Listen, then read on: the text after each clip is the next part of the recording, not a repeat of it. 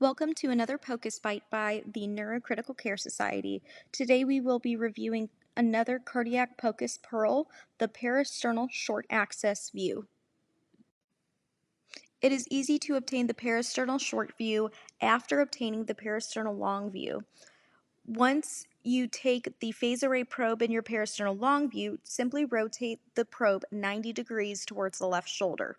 Essentially, your probe is going to be at the left of the sternum at the third or fourth intercostal space. The goal in this view is to obtain images at three distinct levels: the mid-papillary level, the mitral valve level, and the aortic valve level. Here's a parasternal short axis view at the level of the papillary muscles, which are indicated by the red arrows. At this view, you can see the circumference of the left ventricle as well as the right ventricle.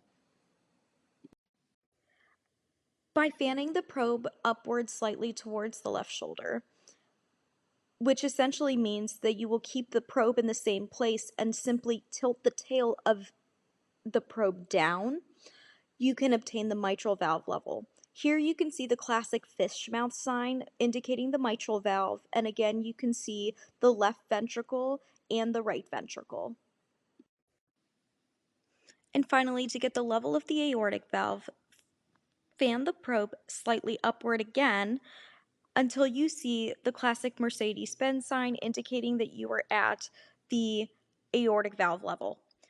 In this area, you can also see other structures, including the left atrium, the right atrium, the tricuspid valve, the right ventricle, and the right ventricular outflow tract. The parasternal short axis view is especially helpful in determining if there is regional wall abnormality present.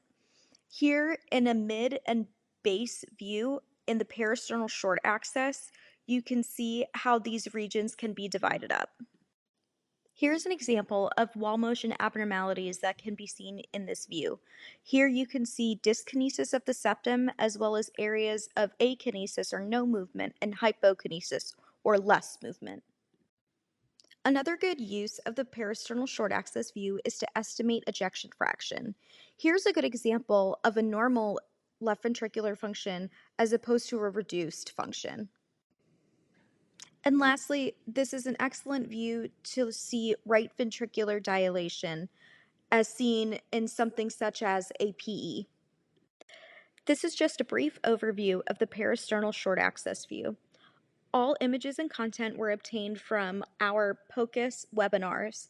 For more information and to learn more about POCUS, check out our new Webinar 2.0 series at the Neurocritical Care website.